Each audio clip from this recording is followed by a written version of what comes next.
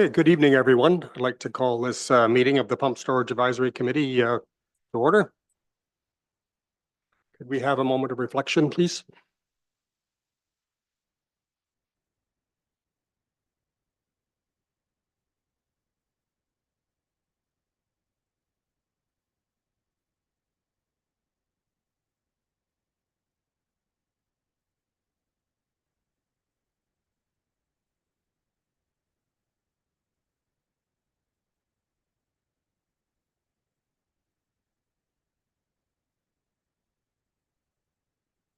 Is there any disclosure of pecuniary interest and general nature thereof?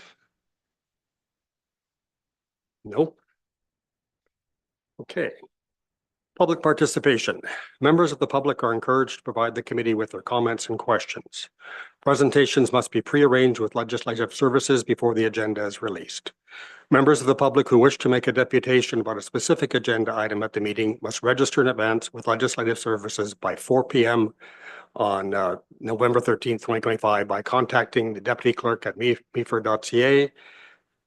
Presentations are limited to 10 minutes and deputations are limited to 5 minutes. Tonight we have a presentation from Mr. Paul Young on the 4 CDT base contaminations. Mr. Young, the floor is all yours. Yep. Just a reminder, you have 10 minutes. I will give you a reminder. Okay, thank you. I don't think it's going to take 10 minutes. I think it's going to take longer, but I encourage questions. Okay. So if the questions can come while I'm working, that would probably be best for everyone, but it's up to you. And do I have a clicker for advancing the slides?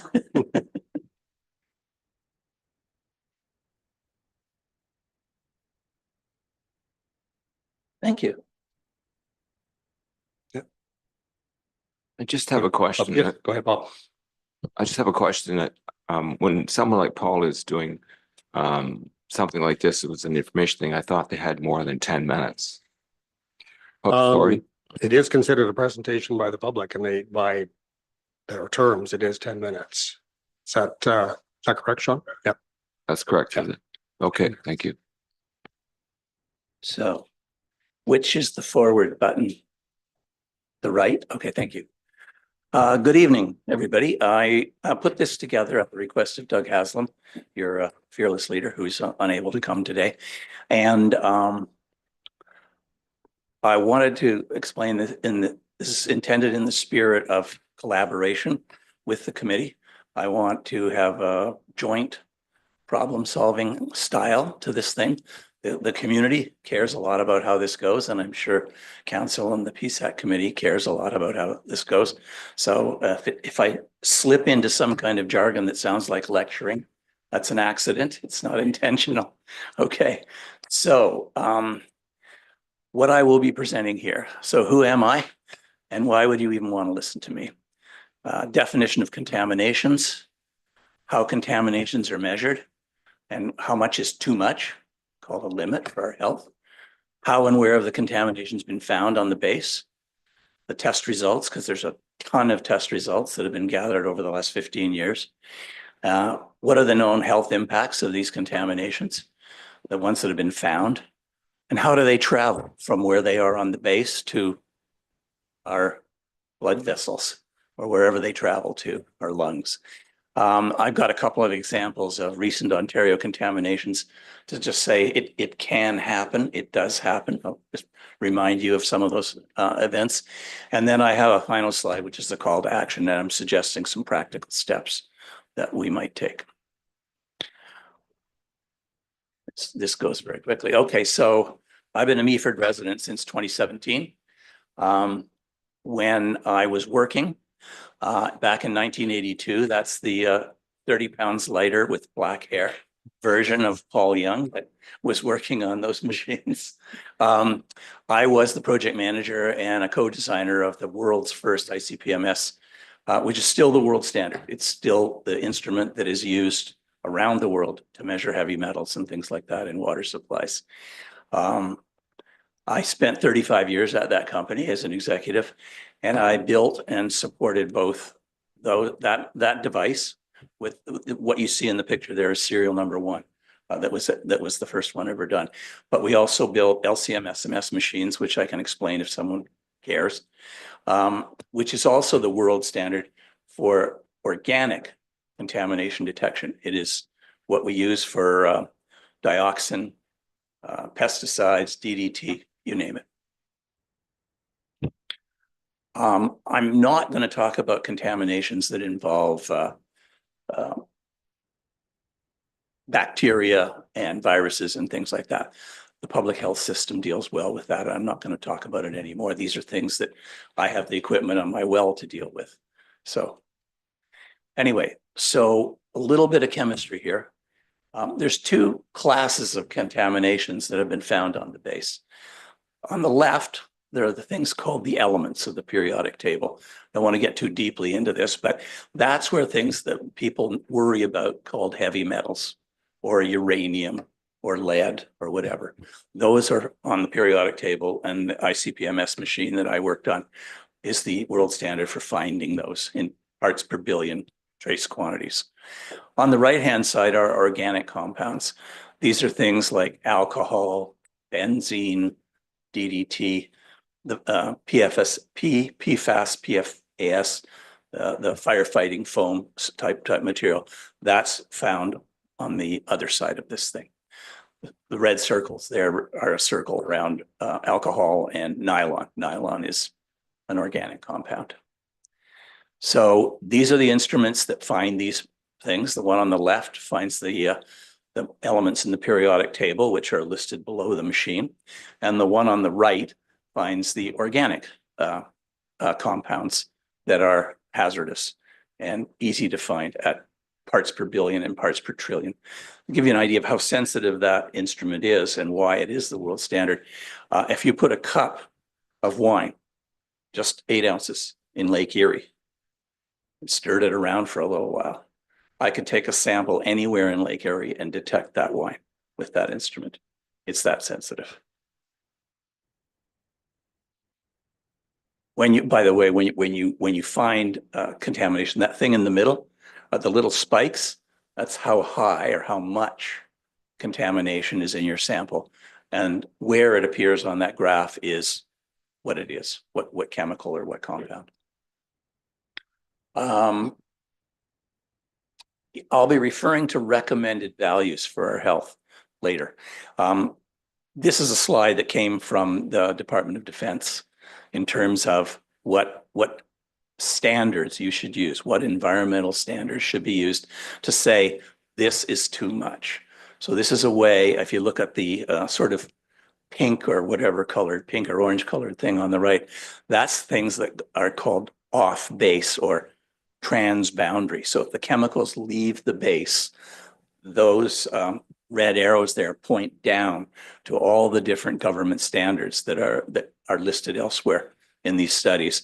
In other words, if it's more than any one of these studies, it's considered too much for human health.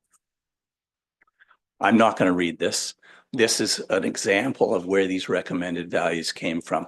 This is what the military base analysis has been using to say this is too much or this is clean.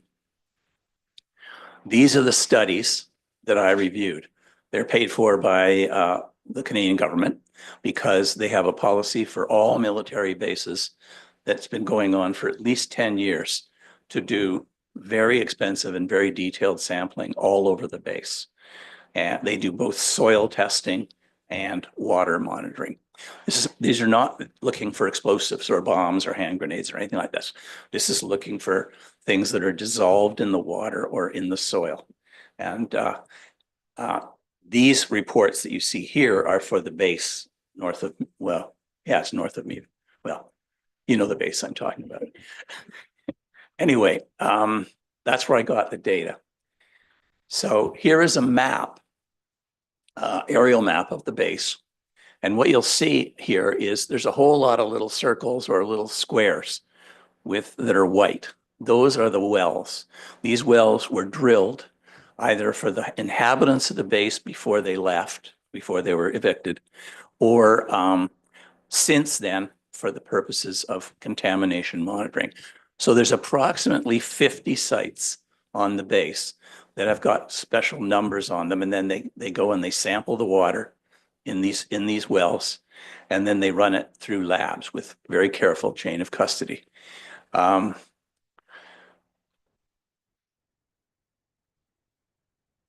So this has been going on for more than 10 years. I'm just going to look at this slide. Sure. So they do surface water and groundwater. The red circles are shallow wells that exceed the legal threshold. The orange circles are deep wells that have exceeded the threshold. So of the 44 wells that were sampled, 38 of them have levels of dissolved metals exceeding one or more federal, provincial, or whatever limits as measured by the ICP-MS instrument I was talking about. Pause for questions because there's a lot of density here.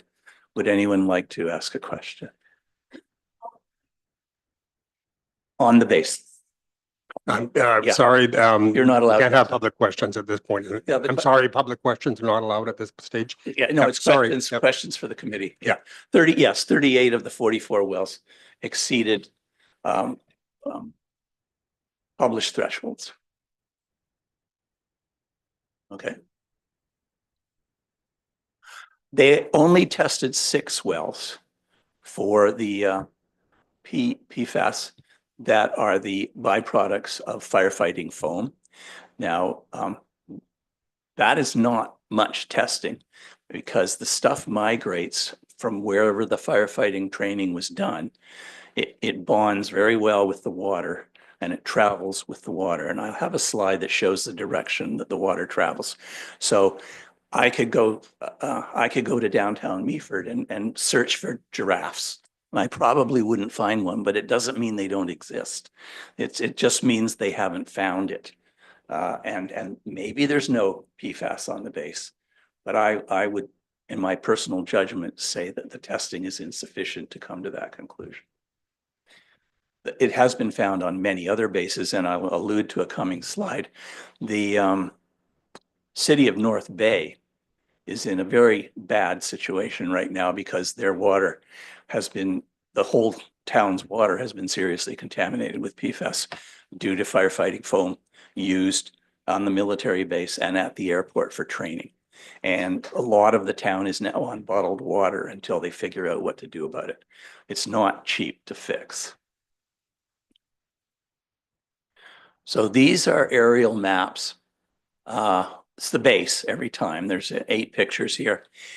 The areas that are red are the areas of highest concentration of these heavy metals.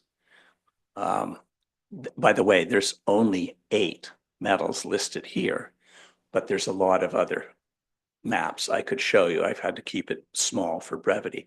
But you can see that the areas that are red and yellow are the most contaminated, and they are all, or most of them, are in the area where the construction for the military base is going to be happening, either where the tunnels are being bored or where the lake and the berm and the soil is being excavated.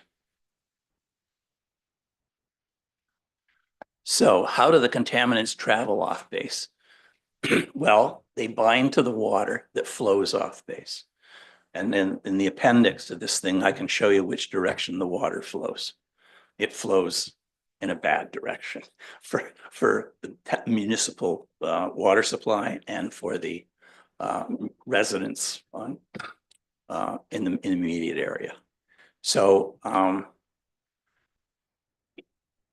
once the contamination is in the soil, when it rains, it bonds to the water and it flows. It can bond to the soil. So my concern there is that when the soil particles travel off base due to either the blasting or the boring operation, and I'll show you some pictures about that in a minute, these materials leave the base and travel into the bay, my primary concern, and into my well, a secondary concern. They can also bind to the air that travels off the base. So there's winds that can blow the dust that has this stuff in it too. I have asthma. So whenever there's fires, wildfires in BC or whatever, and the smoke blows through the valley, it affects my breathing. I don't imagine this will be any different. Proof in the pudding, I guess. So where do we get our water? This is a map of all of the wells in this area. So people that live in town are getting their water from the bay. But this is a very large community of people that depend on the aquifers and the groundwater. And up in the top, at about 1 o'clock there, you'll see there's a picture of the reservoir. It's the solid red blob. And then there's a line going off to the right and then a little circle.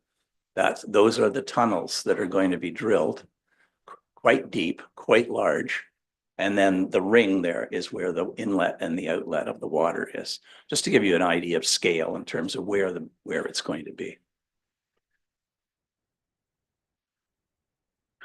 So I'm sorry for the size of the font on this, but this is just straight off the internet in terms of known effects of the water pollutants, the soil pollutants, and the air pollutants. The most interesting one that I encountered as I was pulling this stuff together, because I'm not a doctor or a lawyer, I'm just a scientist and an engineer. But one thing that was most interesting was the air pollution of small particles that are going to be stirred up by the digging and the blasting and the trucks. You know, but you can't move 15 million tons of earth without having trucks, and a lot of trucks. And so it's been recently correlated to dementia and Alzheimer's. So the closer you live to a busy highway with a lot of stuff drilled up, the higher your probability of acquiring those diseases later in life. So here are some of the recent things that happened. And all of these things happened because of, oops, a mistake. Some humans somewhere did something that they either didn't know was going to cause a problem, or they crossed their fingers and hoped for the best, or they deliberately did it. I didn't put one of the most glaring deliberate ones here, but in Las Vegas, a couple of months ago, one of the companies that has these big boring machines that are going to be used to drill the tunnels here, they were fined $500,000 for purposely dumping the contaminated byproduct of that boring operation into the Las Vegas sewer system. And it has to be cleaned out because it's toxic, it burns your skin, things like that.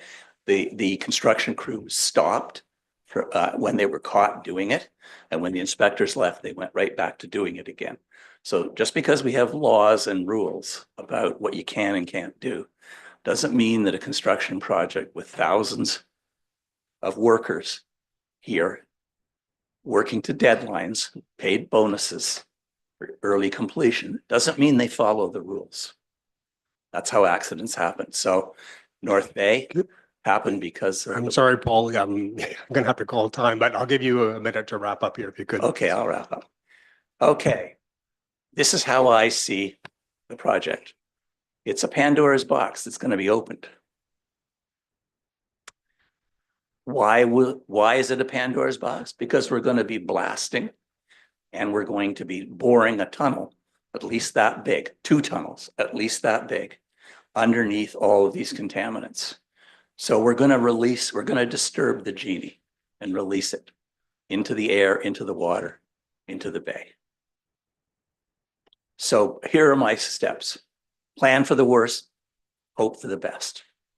Assume that something somewhere will not go to plan. This is normal.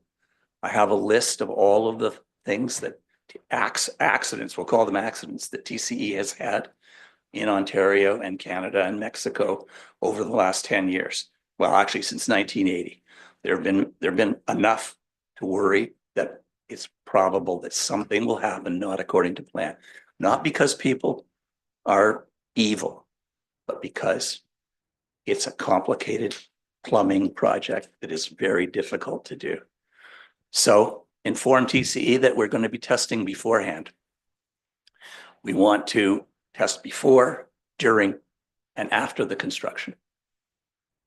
Choose 15 private wells at plus the municipal water intake site and a couple of bay fishing sites. Get permission from the well owners. Take advice from third-party monitoring company. This speaks to Shirley's direction to staff to connect with a company. I have a list of companies that do this and have done it on the base before. So they're experienced with working in the area and they know how to do this. So you don't have to pick up the phone book, give you their contact information.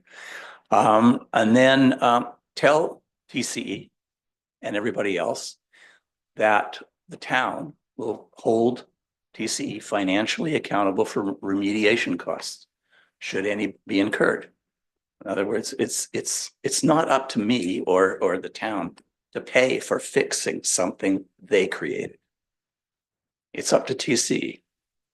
So, and I would say number 6, find and retain a good environmental lawyer who is not afraid of TCE, because many lawyers are. And then inform the community of Meaford about these plans. Transparency is great. Inform them of the plan and inform them of the ongoing results. That kills rumors and gives the community confidence. Thank you for your time. Thank you very much. Any questions from the committee? Bob? Yeah, can you hear me Yep. okay? Paul, before you leave, I thought you had a slide showing the water pattern. Yeah, Can this you put- is this can is you in put the, that up just for a second, the one that's got the water. well, pattern? that's the aquifer. Yeah, Just a sec. Yeah, that's the munitions. So this here shows the shallow aquifer on the left. mhm, The darker the blue, the deeper the aquifer. This is under the base. And the lines that you see there is the flow direction. right. And so the deep aquifer, you can see, flows right underneath where the construction site will be and down towards the shore. Right. Now, if I go back to this slide, if we had binocular magnification vision, all of the waterways, all of the creeks and everything that flow are there in they're in blue lines. You can see, I'll point.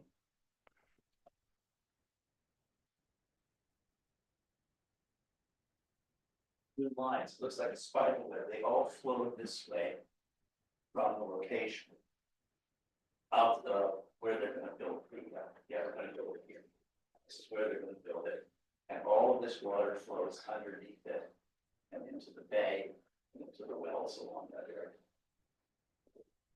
So it seems the major flow then heads down to the southeast.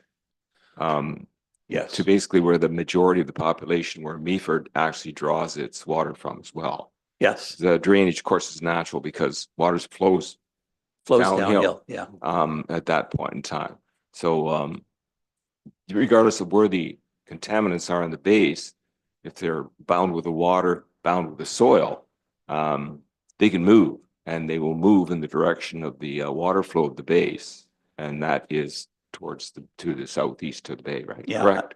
And I was told by someone who's not in the room right now, I'm blocking on their name, that every spring, when the melt happens, all of the culverts that feed water across Cedar Avenue, everything that flows under, all of those creeks, call them, that are flow strong in the spring, they're all brown with mud. So there's dirt moving down as well as water, and it's coming from up under the base. So then anything disturbed that's inert in the soil right now that's used in the project, once exposed to those rains, will end up in those ravines and in the drinking water of any of us that happen to live on there, and also in the wells and the town supply. Yeah, I think that the town supply is potentially equally at risk as the wells that you and I use. Okay, thank you. Well, I have a question. even if there were no construction, it sounds to me like there's, you call it a Pandora's box. Is there some ongoing risk on the base if it's left undisturbed? The short, honest answer is no one knows, but it's not too hard to find out. Measuring the bay water or my well or Bob's well or anything you want to do for these contaminants is not particularly expensive if you're just doing one and you're not preparing the materials for a legal case. So you can spend $350 and measure for all of the heavy metals that exist. And then you can spend another $250 and measure for all of the organic compounds like benzene. Benzene is very, very evil stuff to have in your water. So you can measure this stuff. Now, the reason I'm not too worried and why I'm not moving or selling my house is because if you don't disturb it, it sort of settles down and stops moving. Once, I mean, it's been there for 40, 50 years. So the stuff that is easy to move undisturbed with the water is probably already moved. But that's just a fingers crossed thing. It's, you know, hope is not a great strategy. It's Thank you. Bob? One more question, Paul. Does DND do any monitoring off the base to see if anything is coming off the base at this point? no, they call that a transboundary contamination and they don't monitor for that right now. Yeah, Harley. That I'm aware of. I haven't seen it in any of the reports. Thanks, Mr. Chair, through you, to call, southeast corner of the base, the Black Point pump house, is where the base is provided, with, water. Are there any tests? I mean, it must be tested almost daily, I'm assuming. Did you investigate any tests from the pump house, which currently draws water from the base? I imagine, first of all, I have no results of any base water inlet testing. Now, the rules that they run that system to would be exactly the same as the municipal water supply here. And so all of those things that I said are not the contaminants for this report, all of the bacteria and coliforms and beaver fever and viruses and everything, I imagine the base tests for those the same way the municipal system does. And I imagine they treat the water, they either filter it or treat it with chlorine and whatever to kill, or UV light or whatever, to kill all those things. I don't believe the base is monitoring for all of the stuff I was talking about. If I had to bet my own money, I'd bet they're not.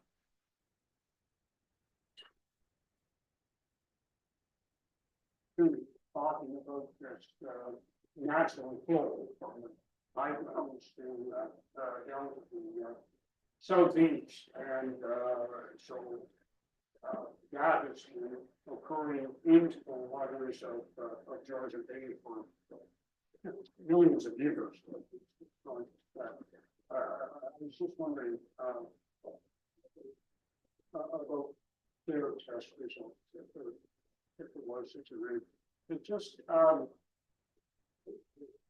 it's an interesting map. I'm so glad you put it up here because the laptop screen is pretty condensed. So and it's interesting, and I couldn't read on the laptop. It says training area 3, and I can remember personally back in the late 1970s, early 1980s, I was hired by a contractor to build a cement block wall here about this area on the second line, and it was a low wall, about 4 feet high, about 24 feet long, and I inquired, what's this all for? We don't know where, and I was told that's for members of the armed forces to kneel behind and throw grenades or grenade target practice. And so I'm just wondering, when it comes to contaminated areas, I hope every area is included. That's it.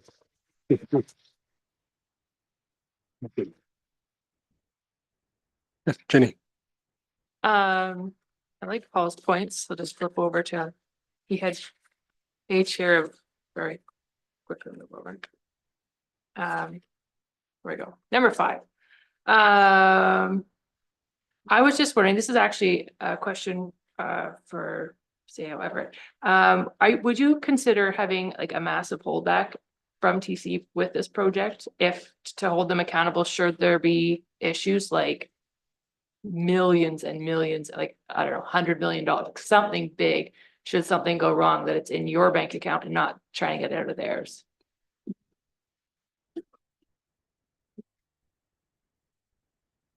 So through you, Mr. Chair, again, looking at the role of the municipality through this, we have the federal government, we have the provincial government going or potentially going through the environmental assessment process.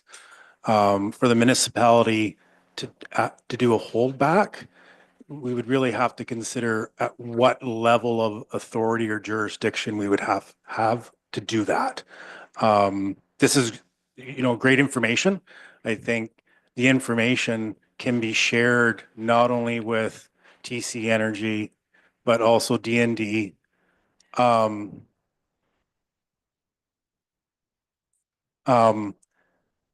just, we're currently working with the Environmental Agency Board for them to do some workshops locally. This information will be provided to them as well, because we want to make sure all the fulsome information is provided to those decision makers.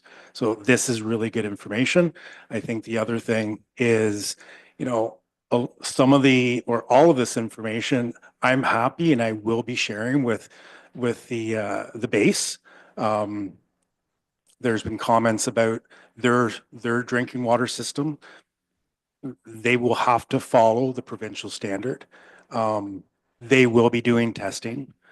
So I will be personally following up with the base and sharing this information, and any information that they can provide back to us will be extremely helpful. So this information, I just want the board or the advisory committee members and members of the public to understand we will be sharing this information with those agencies. Thank you. Oh, Go sorry, ahead, I'll- Jenny. And on that note, can we invite them to come and speak at this group, so that we can kind of see like what they're planning on doing, who's responsible for what, and Through Mr. Chair, who? the base, D&D.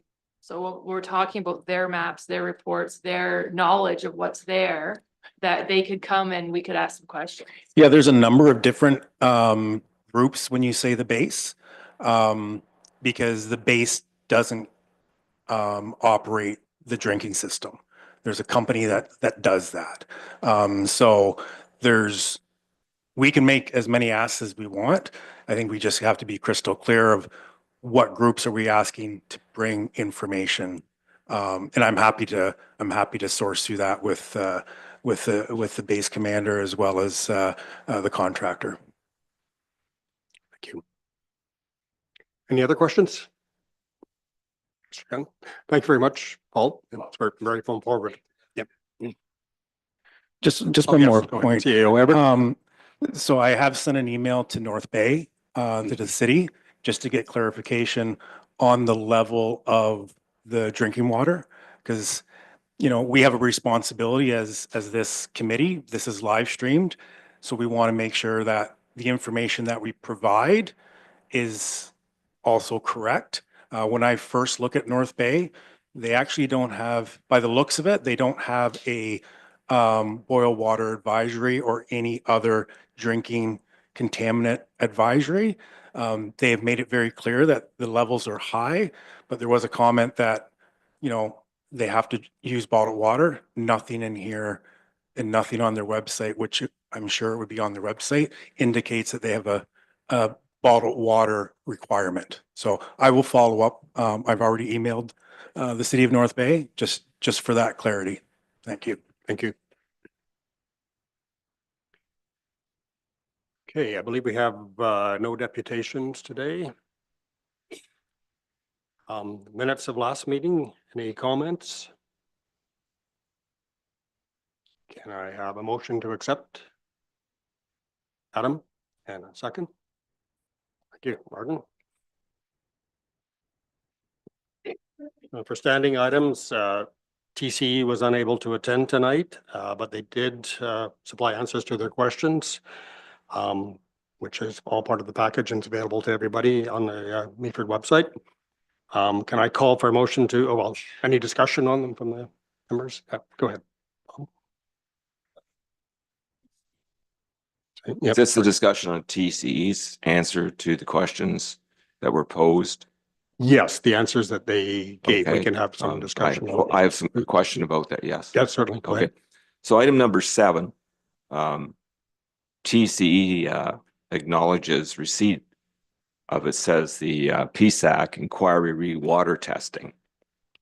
And then they state that they will respond once Meaford officially asks them, this is not the exact words, but I don't have it in front of me, but basically they will respond when Meaford Council officially asks them for a response. The last meeting that we had, TCE Representative Clark Little stated that TCE, to his knowledge, was unaware of Council's motion of May the 26th, 2025, based on the pump storage advice, read the water. And Deputy Mayor Shirley, informed him that that was done and that did exist. But yet in the reply that came in item 7, it does not appear that TC Energy is aware that Council passed the motion, because if they were, then they know they were asked, Council had asked staff to contact them and get a reply. And from what I can hear here, it seems that they don't understand that it's happened. And I'm curious about that. I don't know if anyone can fill in on that. Sean, can you fill us in a bit? Through Mr. Chair. So TC Energy is aware. I've had that follow up with TC Energy. TC Energy is also aware of the notice of motion that Deputy Mayor Keaveney has brought forward. Mr. Little actually reached out to me earlier today just to find the status of that notice of motion. So TC Energy is aware of those requests. We'll do additional follow up with TC Energy so that answer can be provided more fulsomely, as well as the notice of motion, getting information back from TC Energy in regards to the notice of motion. Just so I'm clear on this, and so TC is not expecting Council to pass another motion to ask them about a reply to this, that there's sufficient done already for them to ask? My understanding is TC Energy is not looking for another motion. Thank you. Any other discussion? Oh, Bob? Because water is so important to me. They can give you an idea of what the timeline is on this, because this request was made in May the 26th. It's now November. And they're saying that they were unaware of it at this point in time. So I'm just curious of when we can get a response. So through Mr. Chair, I guess there's two things. One, I can't tell you when the response is coming from TC Energy because I'm not TC Energy. I would say that the notice of motion that the Deputy Mayor brought forward is very clear, where it's the municipality moving forward with water testing. So regardless if TC Energy wants to do anything, the notice of motion is trumping that and suggesting that we move forward with it. Well, I don't, again, my opinion, Deputy Mayor Shirley here, it's excellent what's happened, and it's excellent that council has stepped up and done this. But I don't see that that in itself is a standalone item. I think TC Energy has a responsibility to respond to council about what they're going to do. What council does is council's prerogative. But TC Energy, who's the proponent of this project and who is the one who will cause this, this damage or this pollution if it does happen, they're the ones that have to be held responsible for it. And I don't think that it was Meaford's council to stop Meaford's responsibility, TC Energy's responsibility to respond to council's direction as far as our direction on the water. So I see those as two different things. Possibly the council members here could clear that up for.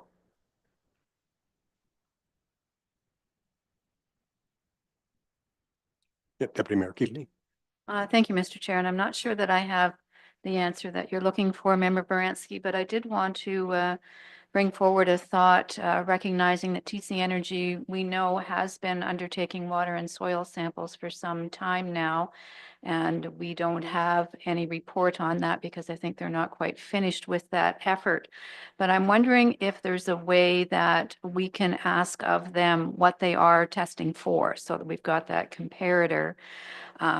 Even though their reports are not yet complete and we don't know when we'll see that information, I think we could ask them for a list of whether it's the heavy metals or what contaminants or just exactly what it is that they are looking for in their own testing. Is that something we can do, Mr. CIO? Through Mr. Chair to the Deputy Mayor, we can ask. I think what was discussed at the last meeting is, I don't know how much through this process initially TC Energy is going to share, because most of this information will be done and provided through the environmental assessment.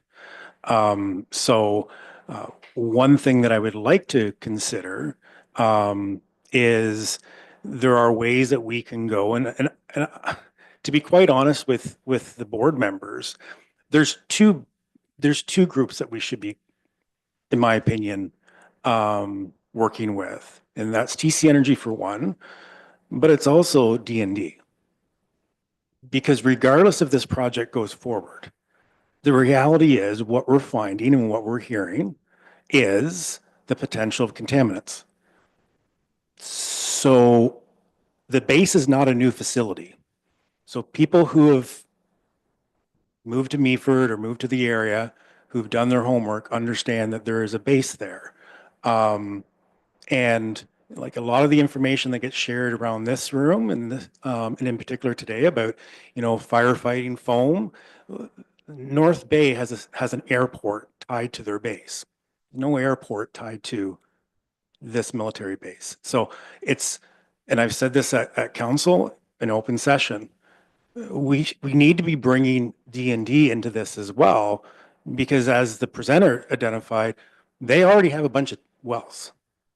So working with them to see how much transparency we can have in regards to what those wells are being tested at is a piece that I'm very interested in moving forward, because, if TC Energy, if the pump storage doesn't go, quite frankly, I don't think we should be just walking away from the concerns. Because as the presenter said, he doesn't know whether or not, if these are moved or not, do we have a problem? So it's unfortunate that a project that comes in is the catalyst to have this discussion, when at the end of the day, the discussion, quite frankly, maybe should have been happening before. So the goal is to get as much information to the community. So, Mr. Chair, it's the quorum.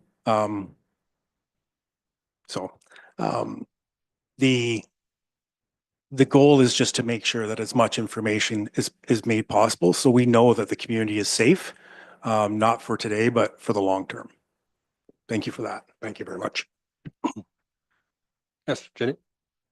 I was just wondering if council had any indication, has TC indicated at all if they are willing to fund the town's water testing program that they will undertake through that motion? Like, are they saying, yes, we'll use our 285 million towards it? Have they indicated that they'll fund the third-party testing?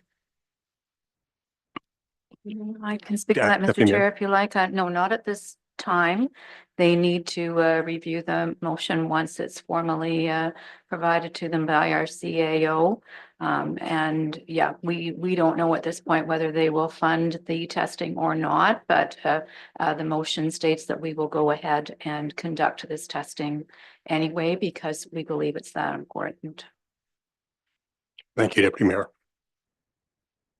Bob? I'm still in the gray area here. So does this mean then, as far as council's concerned, then that TC Energy is just for lack of words, off the hook?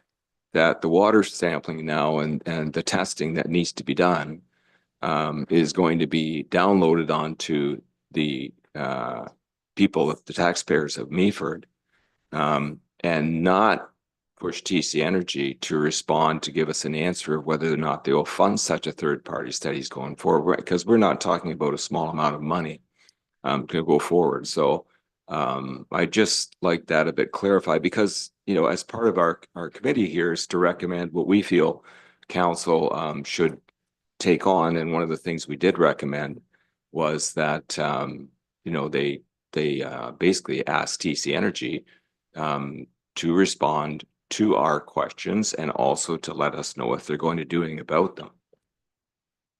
Deputy Mayor? Thank you, Mr. Chair. And in response to Member Baranski, this will be a budget item. Part of the motion was that the request will go forward into the 2026 budget. So council will discuss the financial side of things. And hopefully by then we've got some feedback from TC Energy as to whether they see this as a reasonable request. That is the word that's so often used as we look at their ability, because they have to answer to the province as well, to agree to fund such testing. So hopefully they will recognize the importance of this to our community, to our residents. And we'll certainly keep this committee informed, but yeah, it will definitely be a budget consideration. Thank you, Deputy Mayor. Oh, Arnie, Mr. Chair, just to follow up to the deputy mayor, when the deputy mayor's notice of motion came up at the council session, there was discussion about is TC going to be involved with the payment of this? Is this a further obligation that the municipality is going to ask of TC? And council decided that no. I personally, I'm thinking if in the future TC came along and said, hey, look, we'd help you out financially with this, we would discuss it again. But right now it's a municipal venture for this water testing. That's what council has decided. thank you, Councillor Greenfield. Okay. And CBO in that agreement could be agreed upon to fund, whether it's 2 million or $100 of water testing. It could be part of the CBA. interesting point. Thank you. Okay, any other discussions on the TCE questions and answers, or lack thereof? Okay, can I have a motion that we will accept them in for information purposes?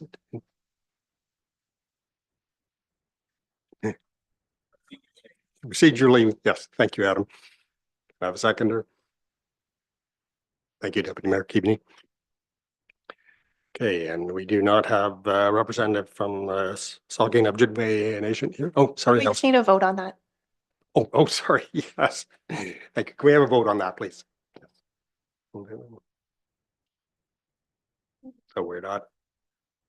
We got a quorum? Thank you. Okay, Moving on, we don't have a representative here from the Saugeen Ojibwe Nation, I don't believe. Communications. The committee will consider correspondence received by members of the public during each meeting.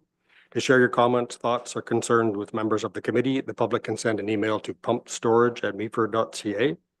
When emails are received to this email address, they will be compiled into a correspondence list, which is then distributed to committee members prior to the meeting. The cover sheet of this list will be included on each meeting agenda. The contents of the correspondence list are not included on the public agenda to protect the privacy and personal information of those residents who choose to send in their thoughts and comments. Any discussion or questions on the correspondence list? Okay. And we have no correspondence from TCE. Okay, we have 15 minutes for questions from the public. Oh, yeah, Adam? I guess it's not on there's no committee inquiries on this agenda? You're right. I'm following the Sorry, agenda. My public, I apologies. want my time. Yeah, okay.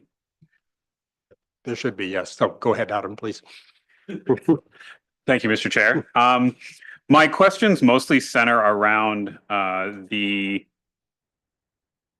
sort of overarching work plan that we created back in September. While I think that, focusing in on some of these problems is important, I'm more looking at doing things that we can affect as a committee. Asking questions of TCE and asking questions of organizations that are continuously going to come back and say either I don't know or we don't have to tell you. While that is a good answer to get and a good process to follow, I think we are missing the other half of our mandate, which is actual public engagement. While the 10-minute presentations and 15-minute public questions are great, I think it is still incumbent on us to actually engage with the public. And that was supposed to be what was laid out in that work plan. Portions of that include community listening sessions, things like that. So I guess my question through you to staff would be, what is the current state of those community listening meetings? Great question. Yeah, so through you, Mr. Chair, and talking with the chair, Haslam, the previous meeting and this was really to focus solely on the TC Energy piece, and then moving forward in the new year, looking at what those community focus groups will look like. Also working with Strategy Corp on what those look like as well. Thank you. See you, Robert. Yes, Adam. I forgot a couple here. Sorry. I was quiet for the first half. In saying that as well, there's also a kind of, we've started this correspondence process, and we also have listed here a public FAQ, myth busting sheet, things like that. Is that something that is going to appear on the municipal website? Is that something that's kind of going to be its own beast with its own address? What is that's again, one of our main purposes is the community asks us questions and we are there to provide the best answers that we can. And that is supposed to be one of those functions. So I'm just looking at what the state of that project is. Through Mr. Chair, the discussion that we've had with TC Energy, and I'm a big proponent that myth buster or FAQ should be on TC Energy's website, because that way we're not in a position to be providing information that may be contrary to their information. So that's what we are looking at from that perspective. Thank you. Questions from public in a minute. Okay. Yeah. Okay. No. Yeah. Anybody? Yeah. Anybody else here first? Yeah. No. I'm just asking that lady to wait a minute. That's all. Yes, Jenny. Yeah. Okay. My question was, I guess, to Mr. Everett. Are you able to respond to any of my questions or the questions that were below TC's questions? Yes, I am. So the first question in regards to are we factoring the cost of a new water treatment plant for residents? We're factoring in as much as possible. The water treatment plant, we believe that it's not so much the water treatment plant, it's getting pipes out to that area. We've got significant capacity in water treatment. So we're not looking at the immediate need. It would be the extension of those water mains to get out to that area if that was a potential. Is there a plan to relocate Meaford's water intake? No, we do not. We will be entertaining the water and wastewater modeling study next year, which will take into account all of that information about water intakes.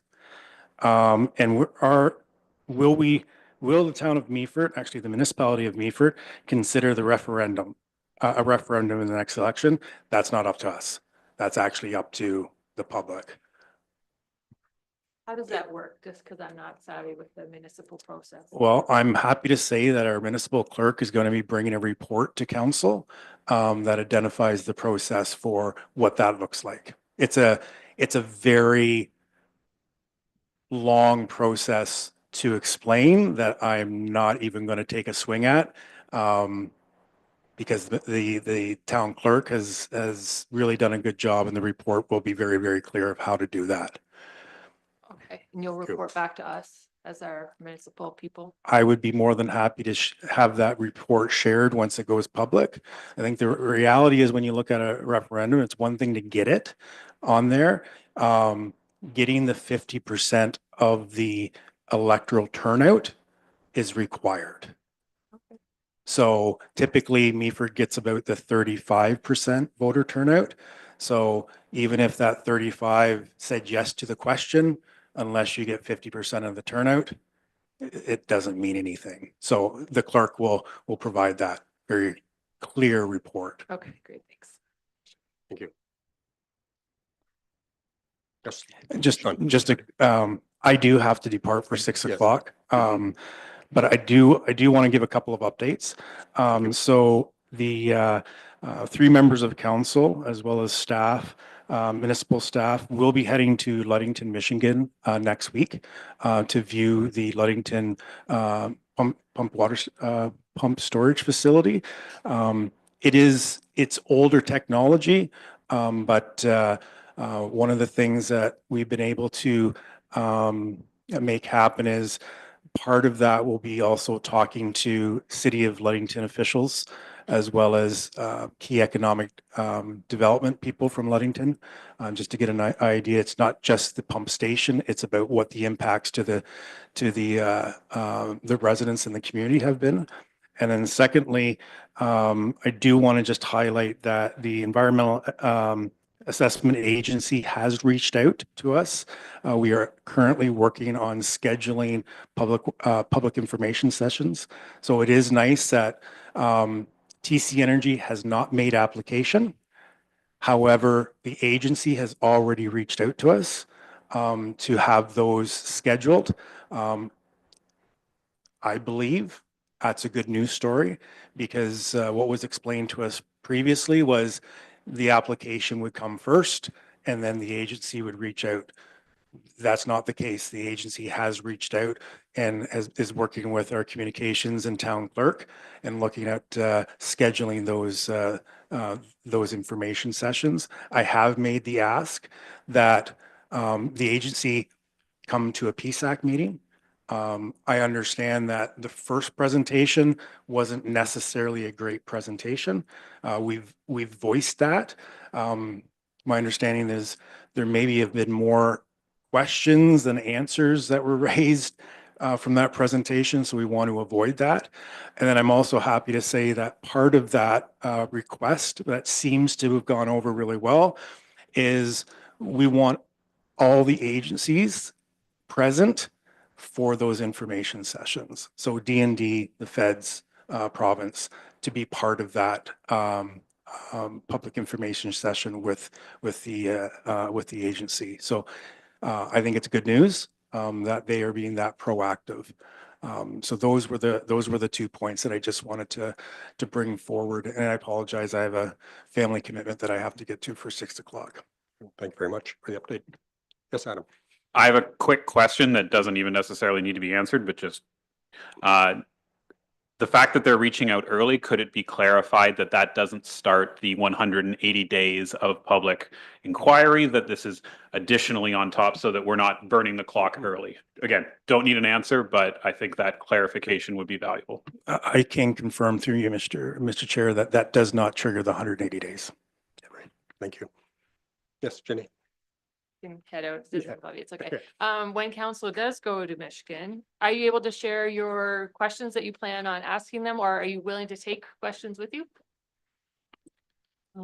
Mr. Chair, if I may, I'd be happy to take Definitely. questions with me. You will email them, should we come up with some, because I'm sure we'd all love to ask the same type of questions to them. Okay. Okay, thank you. Okay, any further discussion, committee inquiries? Thank you. Okay, moving on to public questions. Yeah.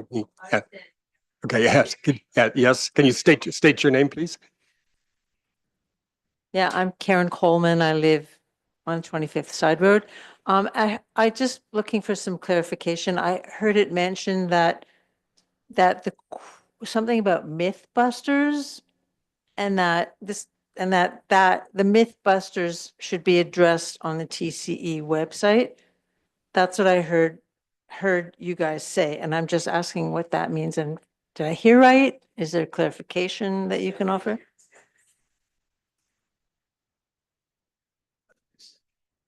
Yes, that's what CAO Everett confirmed, is that in the discussions, it was best put on the TCE website rather than the Meaford site, because they were the ones providing the answers. Okay, but wouldn't TCE have it in their best interest to bust myths that might be opposed to the project? What? Yes, go ahead. If I may, the public questions are a forum to ask questions, but we can't necessarily give an answer at this time. So if you'd like us to hold that back and clarify that again in future, we can do so. Yeah, would you clarify that for us? And how would I get your answer? When would clarification from you happen? Next meeting? It's something certainly we could address at the next meeting if you'd like, yes. Okay. Thank you, Allison. Yes. Yeah, at the mic, please. There we go. Speak very fast. First of all, I want to thank State your you. name first, please. My name is Frida Ariela Muscovich, and I'm Cedar Avenue lover, but I love Meaford as well. I have 2 beautiful grandchildren that live just now in Thornbury, but also live on Cedar Avenue in the summers. What I wanted to say is I thank you for having this today and having Paul speak about. I'm very emotional. I'm sorry. But I feel that this committee is hiding behind the man who left early, who should be sitting here. He's not representing me. I don't feel that he's getting paid by the municipality. I know he is, but I don't feel he represents me. I really don't. This person here, Adam Vaughn, who I've not met, but I've watched him, has said that we are responsible for public engagement. My question, and he said that we will provide the best answers we have. My thinking, Adam, is that we should be asking the best questions we have. I would like to know, what are the hard metals? I know benzene. I grew up with it. It's a terrible thing. I want to know all the others. As a citizen, as a taxpayer, my taxes here are as high as they are in Toronto. But I consider this home. And Deputy Mayor has visited my home at the cottage, and she enjoyed beautiful Georgian Bay, just as the drilling rig was there. I want to know, what is transparency? Why are we, I don't know how to say it in a nicer way, pussyfooting with TCE? Why can't we make them answer our questions? Spell out the metals, spell out the contaminants that are not going to be affected by public health. And don't hide behind, this man here annoyed me no end. He kept on saying, well, that's DND's responsibility. Well, that's the federal responsibility. No, we are a municipality. We have public health at risk. And I want to know what we are sharing with our, I know that when I go around to talk to them about the risks that we're all facing, they say, oh, I just want them to go away. They don't want to know to put a poster in their shops. They don't want to put a poster in their coffee shops. They're scared. The municipality, the citizens here are scared to speak up because of a bully. And you are pussyfooting with them. And I'm angry and I'm emotional and I'm upset. But when I have my way, I will go door to door, not just on Cedar Avenue, because the myth that should be busted is that it's only people who own property. No, people in town are scared. They're not going to talk to Deputy Mayor about it. Maybe Liz Harris will. But most people are scared. What are they scared of? They're going to sell less sandwiches? They're going to sell less sandals? But they're not speaking out. I want to see the kind of presentation that Paul made to the citizens, not the best answers that we have. Not to hear, well, TC Energy hasn't shared it with us. Why not?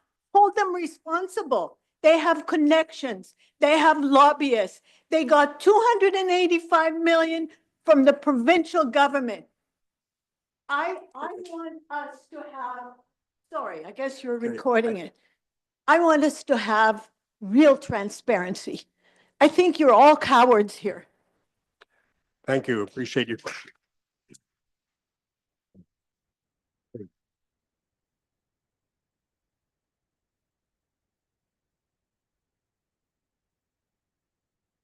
Yes, state your name, please. Thank you. Through you, Chair Amanda Greenfield, Meaford. I want to remind those who are viewing that I asked this question back on October 9th. Previously, I asked this question 6 months previous, and I also did a deputation when there was a vote to become a willing host. My background is I am a resident of Meaford. I'm born and raised here. In addition, I worked for the National Defense for over 14 years and carried the portfolio of health and safety. I am very aware of the heavy metals and the contaminants on the base, not just only on the base running by. We talked about North Bay, Borden, but also here in our home, the 4th Canadian Division Training Center, Meaford. I'm grateful for Paul Young's presentation, and I do hope that all residents will continue to view this. My question back on October 9th to again CAO Everett, who has disappeared from this forum, is I asked for council to go back and give a report on regards to the update of noise, light, air pollution bylaws. I understand recently that Meaford has grouped with the City of Owen Sound in regards to building bylaws. I'd like to know, where is this further gone? Where are we at with the bylaws for the air, noise, and light pollution bylaws? In regards to an additional question I have asked the CAO Everett, as he is the link between TC Energy and the residents here of Meaford. The additional question was to provide all recent permits and all sources from Oceans and Fisheries, DND, Indian Affairs, and all other legislative warrants for permits that TCE was awarded during the 2025 geotechnical phases and bore drills that occurred outside our waters on Georgian Bay. To date, I have not received any information, nor confirmation, nor response, except for CAO Everett indicating that these questions were to be provided and sent to TCE for a response. I'm letting the residents of Meaford know that this project, in great opposition, should not continue. Thank you.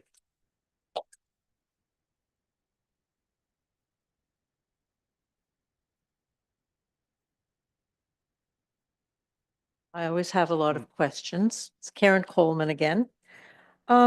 Regarding those community presentations that were mentioned that are going to happen as a process of community engagement, who is going to be making those presentations?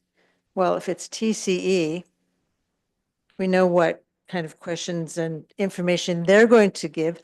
I think that opposing scientific information should also be presented to the community. And I don't know whether, do you guys agree? Like, is that something you think is a good idea? What's your criteria for choosing the community presenters, and will the PSAC committee vet those or recommend presenters? And along that line is about the referendum questions. So there's the presentations, and then there's the referendum, which has to get 50% buy-in or answers. But will PSAC vet those referendum questions? Because any company that specializes in referendums and public engagement, and they're going to skew their questions to get the right or their desired answers. So will PSAC be vigilant in vetting those recommended questions? What is the process of designing the referendum? So you can't answer that now, but when will we get these answers? What process can you tell me to engage in so that I can get those questions to you perhaps in a more succinct way, and also to get the answers in a timely fashion? Can you please advise me? Thank you. Well, we are collecting the questions, and there is a process to respond to these questions. And what is that process? Is it going to be on the website, or is it next meeting? I'm not familiar enough, and I'd really like you to give me some advice. Thank you. Yeah, Allison, thank you. Thank you, Mr. Chair. I would suggest that it depends on the question itself. And so I think, as Mr. Everett had noted earlier, some of those questions about the process for the referendum will be answered through the clerk's report that's forthcoming to council. Some of your questions about how the presentations will be formatted, how the consultations will be formatted, will come in January when the planning starts. And so I think, as someone who's following along and following the committee, I don't think that you'll miss the answers to those questions when they come. All right, I hope so. Yes, Jenny.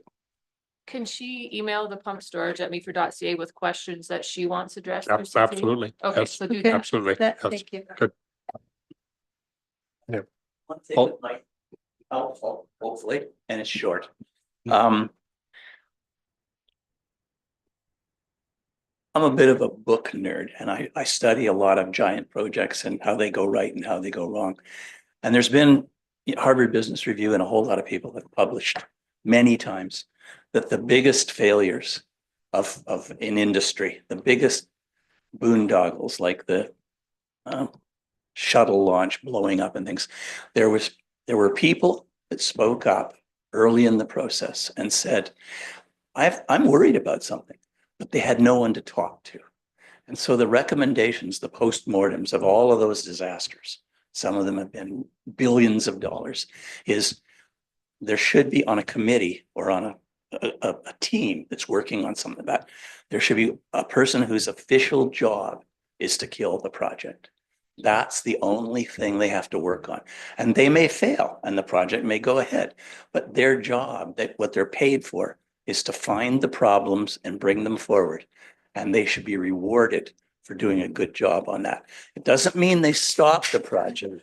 It doesn't mean they stop the project. The project should be judged on its merits.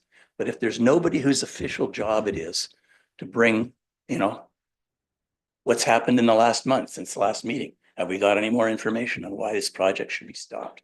I think that this is a big enough project that we have the potential to learn from those lessons that bigger companies than Meaford have learned from the hard way. That's my point. Thank you. After the mic. Oh, yes. Your comments need to be respectful though, please. To the microphone, please.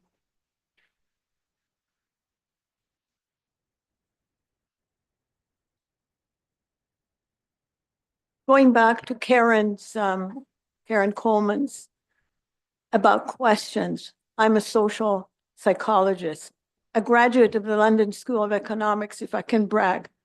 So I know that in order to do surveys, as Karen said, you got to ask the right questions. But before we ask the questions, before there's a referendum, why aren't the people, my neighbors, informed? Why aren't they getting all the information? It's true what Paul says, that there is no one to say, maybe this project is stupid.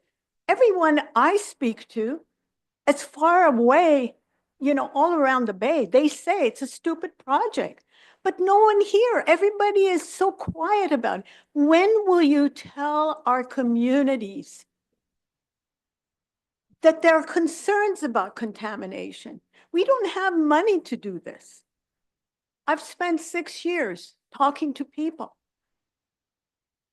We don't have money to do it. We don't have the slick brochures. We don't have the big PR machines. We don't have lobbyists. You are supposed to represent us. I don't feel that you're giving the people the questions, the information to ask the question. Do they know about contamination? The one thing I know is that the word contamination scares people in Meaford.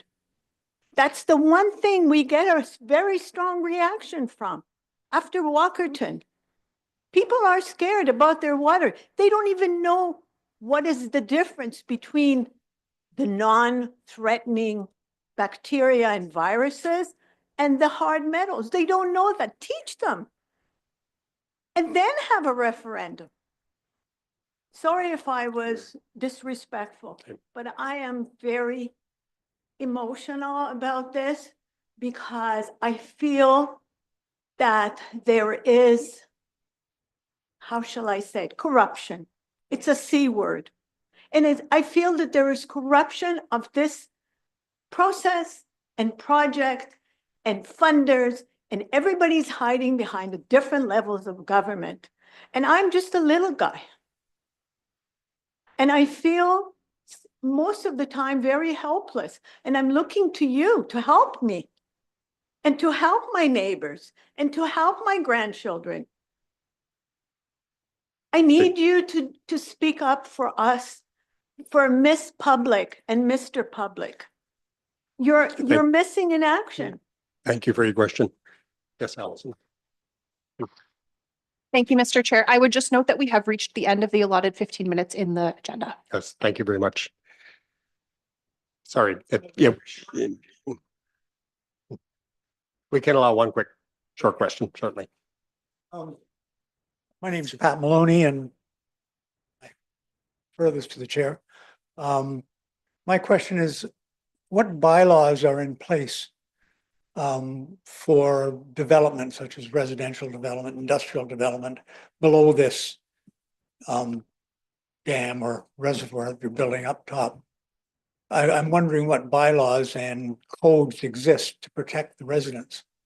I don't imagine any situation where someone would be allowed to build a dam or a reservoir above an existing residential community. So I'd like to know what the bylaws are, and are they going to be changed, or how did this ever happen? I don't see how the municipality could let that happen. Okay, is that clear enough? Because I'm confused. Thank you No, very great much. question. Thank you. Okay, that's the end of the question. Okay, date of next meeting, Allison, is that to be determined?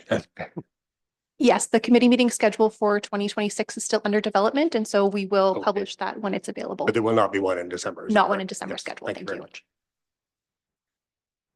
Okay, I believe that is the end of our session here, so I